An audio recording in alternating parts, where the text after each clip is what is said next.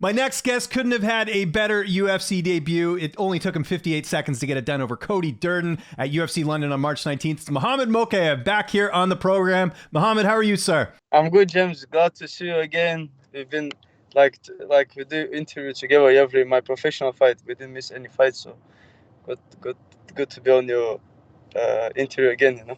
Yeah, the pleasure's all mine, man. And congratulations on the win. I'll just start first. Could that fight have gone any better?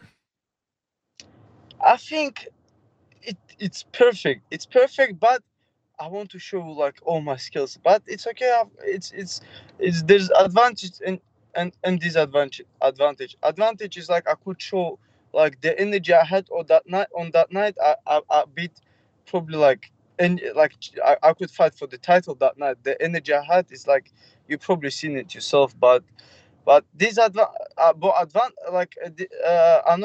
good thing is like it didn't last for long, less injuries, and I'm ready to go back as soon as possible. Yeah, and perhaps the most surprising thing was you posted it after the fight. You had a hand injury going into the fight. When did you suffer? I think it was 6 weeks out. How did you hurt your hand?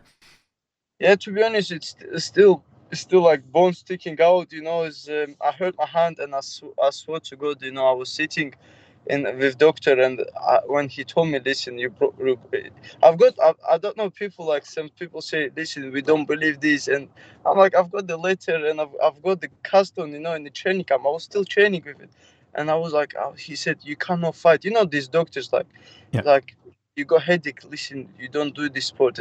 He said you cannot fight, and it got in my head. I'm like, I was like, I got upset. I'm like, wow, it's like, what I mean, and like, so I was drinking some like horrible tablets. This old school like grandma Medicine, yeah.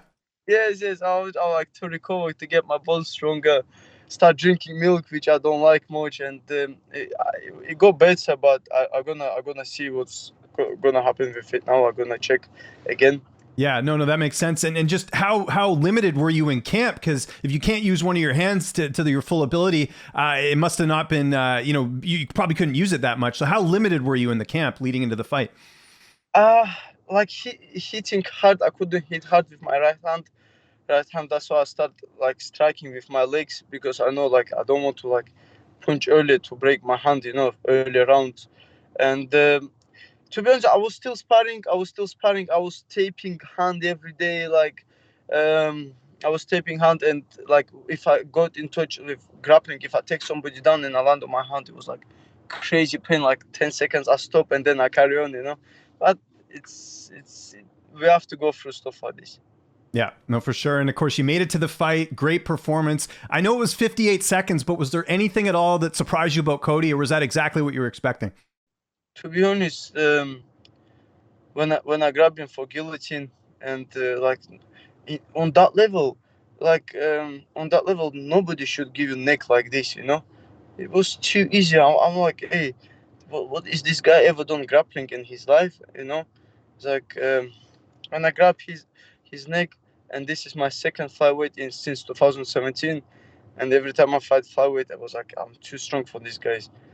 I went to fight like as a 145 pounder. Yeah. And just an incredible win. And there's that great moment after you finish the fight. The crowd's going nuts. You had the great post-fight speech about, go to the U.S. Embassy, which I thought was great. How did you celebrate after the win? Because that was a really, really, really big victory. To be honest, like some people travel from abroad, some people travel from other cities. So I had two rooms, hotel. The UFC gave me like one training room and one my room. So two rooms was like packed with all my people. And like some people Nice. didn't have space to stay and stuff. So everybody sleep on the mats, like some blankets. And the next day I just have to figure out who is going where, to help them with travel, look after my team, and then come back home. And actually, I'm training tonight. I'm back training now, and celebrating when I will get title. But for now, I'm staying focused. What's been the feedback like, not only from the UK fans, but the Muslim fans? I think a lot of people were inspired by that victory.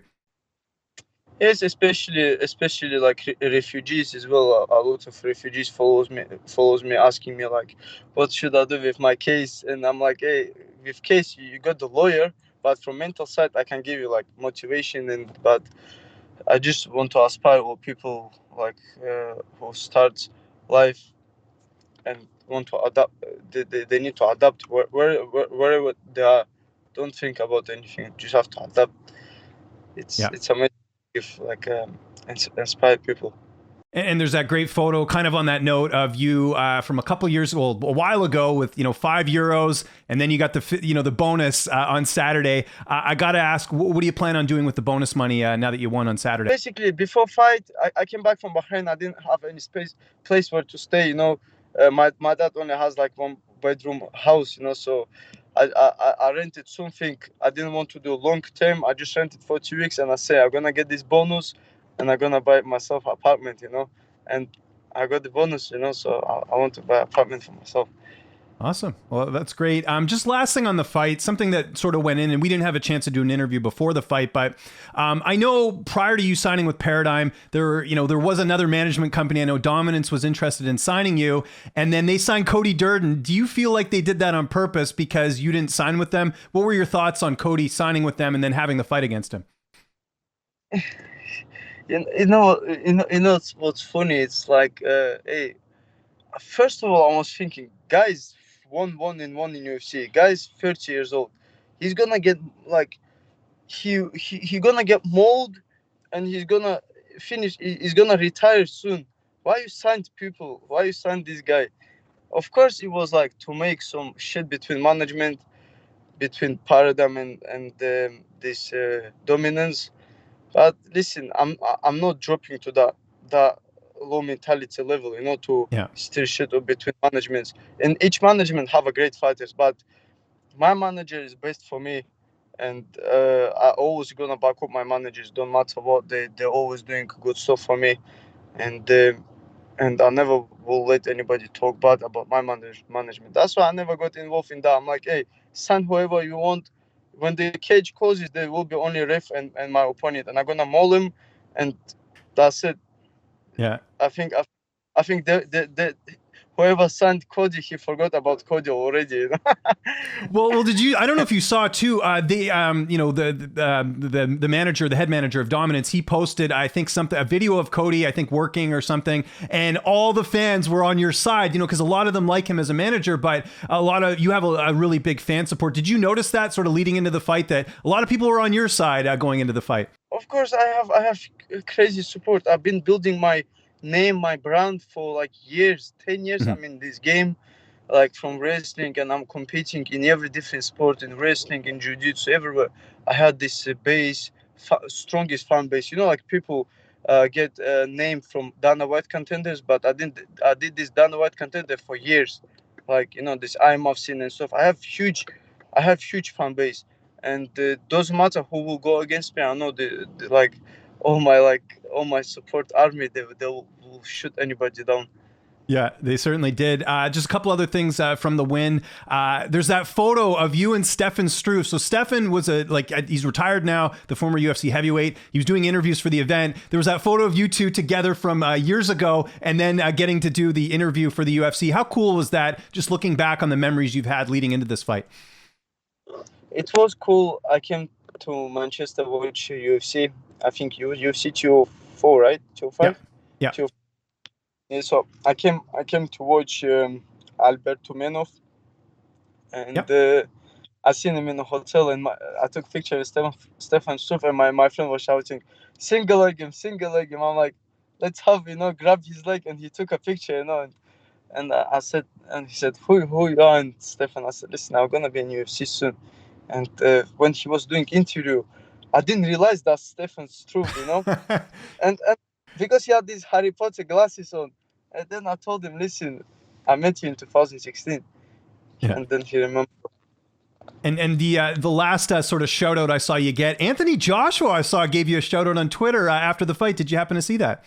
I didn't expect from him, because he's, of course, boxing guys don't understand, especially like I was first on, and he did probably miss my fight, but then he rewatched it online. Maybe somebody showed him, and it's amazing when some people, it's like Anthony Joshua had huge